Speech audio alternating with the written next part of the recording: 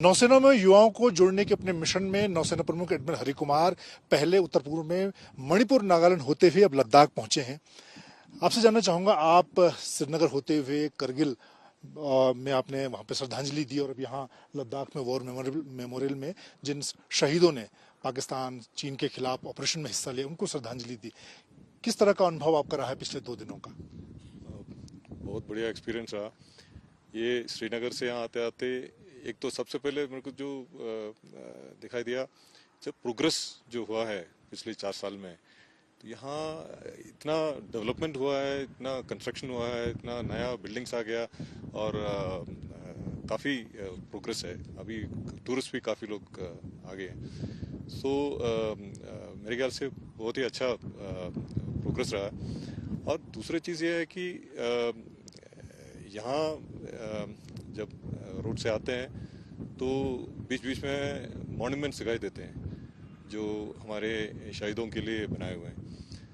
तो ये एक बहुत ही महत्वपूर्ण चीज़ है और इससे हमें हमारे जितने मार्टर्स हैं, जितने सोल्जर्स हैं जिसने अपने सुप्रीम सैक्रिफाइस दिया, उनका रिस्पेक्ट करना, उनका याद रखना और यूथ जो है उनको मोटिवेट करना कि ये भारत माता की डिफेंस के लिए कुर्बानी देना चाहिए। तो ये एक कांस्टेंट मोटिवेशन फैक्टर है। और जितने इन्होंने जो मेमोरियल्स बनाया है, वहाँ मैं देख रहा हूँ कि काफ़ी टूरिस्ट भी आजकल आ रहे हैं। टूरिस्ट मतलब अपने इंडियन टूरिस्ट, तो ये बहुत अच्छी बात है। और इनकी जानकारी जो है ज़्यादा से ज़्यादा लोगों को तक पहुँचाने का है। आप लगातार कोशिश कर रहे हैं पिछले कई महीनों से कि ज़्यादा से ज़्यादा युवाओं को, जो अलग अलग इलाकों से, चाहे उत्तर पूर्व की बात करें, यहाँ दूर लद्दाख की बात करें, यहाँ पर क्या मिशन रहेगा आपका? किस तरह से आप मोटिवेट करेंगे यहाँ के युवाओं को कि वो नौसेना से जुड़े? तो हमने पता किया कि कितने लोग लद्दाख से यहाँ हमारे नौसेना में है, कि कुल मिलके 7 लोग हैं। तो ये 70,000 वाला जो फौज में है, अगर 7 लोग हैं तो ये अच्छी बात नहीं है। तो इसलिए हमने सोचा कि कम से कम 700 लोग होना चाहिए इस एरिया से। तो हमने ऑनरेबल एलजी साहब से मिला था और उनका एडवाइस भी लिया। उनका बहुत कोऑपरेशन रहा, पूरा स्टेट एडमिनिस्ट्रेशन का सपोर्ट है। तो पिछले करीब 20-25 डेज से हमारे करीब 100 ऑफिसर्स, सेलर्स और सिविलियन पर्सनल ये सब इधर डिप्लॉयड हैं। वो एक कार रैली, मोटरसाइकिल रैली और यहाँ के कई स्कूल से, यूथ से इंटरेक्ट किया, 9 स्कूल्स और 2 कॉलेजेस। और इनका अभी एक बैंड कंसर्ट प्रोग्राम है आज। यहाँ के जितने डिग्नेटरीज हैं, स्कूल्स हैं, स्कूल चिल्ड्रन, एनसीसी, सबको इनवाइट किया हुआ है। और कल एक फुटबॉल मैच भी है विद दी, हमारा नौसेना का जो टीम है, that will play friendly match with the local team. फिर बाकी जितने स्कूल्स इधर हैं, कॉलेजेस हैं, हर जगह पे इंटरेक्शन होगा। तो हमारा कोशिश है कि अग्निवीर, फिर ऑफिसर स्कीम्स और एनसीसी, हर चीज़ में ज़्यादा से ज़्यादा लोग पार्टिसिपेट करना चाहिए। वैसे डिफेंस फोर्सेस में पार्टिसिपेट करना चाहिए। और मेरी तरफ से नौसेना में अभी बहुत कम है, तो ये नंबर थोड़ा बढ़ाने का कोशिश है। नौसेना पहली फोर्स थी जब आपने कोशिश की कि अग्निवीर के तौर पर लड़कियों को मौका दिया जाए। उनका पहला बैच शामिल भी हो चुका है। उसको लेकर किस तरह का रिस्पांस आप देख रहे हैं? खासतौर से हम अगर अग्निवीर स्कीम को देखें, जिसको लेकर प्रधानमंत्री नरेंद्र मोदी का खास जोर रहता है, और तीनों सेनाओं में ज्वाइंटनेस भी बढ़े इसको लेकर।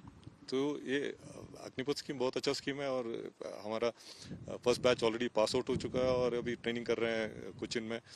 जहाज ज्वाइन करेंगे अगले 6 महीने के अंदर। सेकेंड बैच में भी बहुत अच्छा रिस्पॉन्स रहा। तो फर्स्ट बैच में 273 विमेन अग्निवीर ज्वाइन किए हैं और इस बार हमारा मेरे ख्याल से वो नंबर काफ़ी ऑलमोस्ट डबल हो चुका है कि 480 और 90 के आसपास लोग अभी ज्वाइन कर रहे हैं। बहुत अच्छा स्कीम है। और इस स्कीम में हमारा ये कोशिश है कि हर विलेज से एक अग्निवीर होना चाहिए फौज में।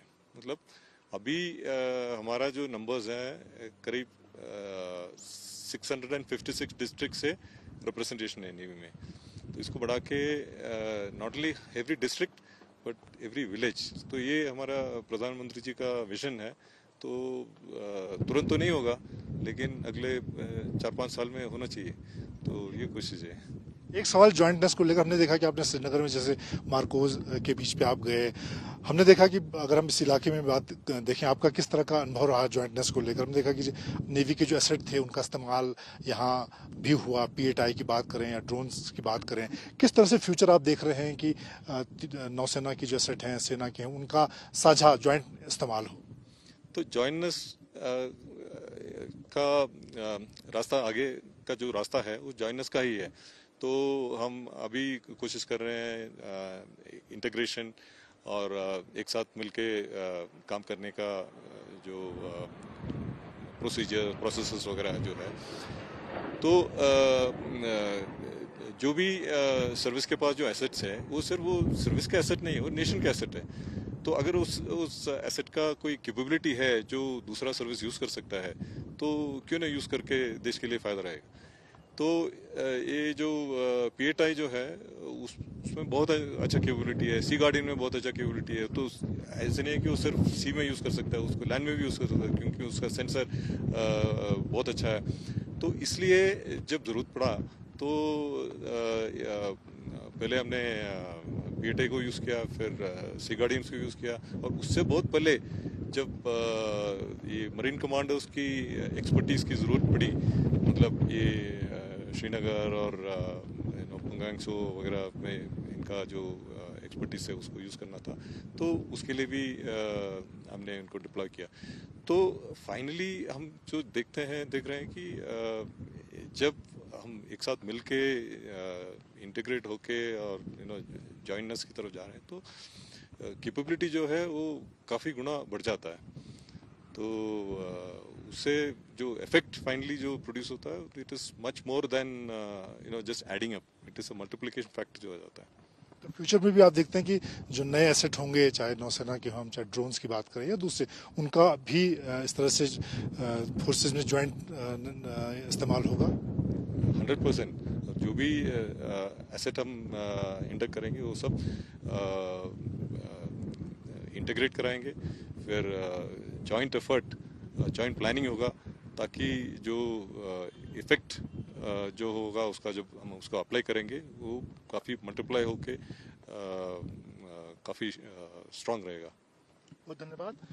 नौसेना प्रमुख एडमिरल हरि कुमार पिछले कई महीनों से, चाहे बात समुद्री सरहद की जाए, उत्तर पूर्व की जाए, और इस वक्त लद्दाख में लगातार कोशिश कर रहे हैं कि देश के अलग अलग हिस्सों से युवाओं को नौसेना से जोड़ा जाए। कैमरामैन अली जायसवाल के साथ मैं जितने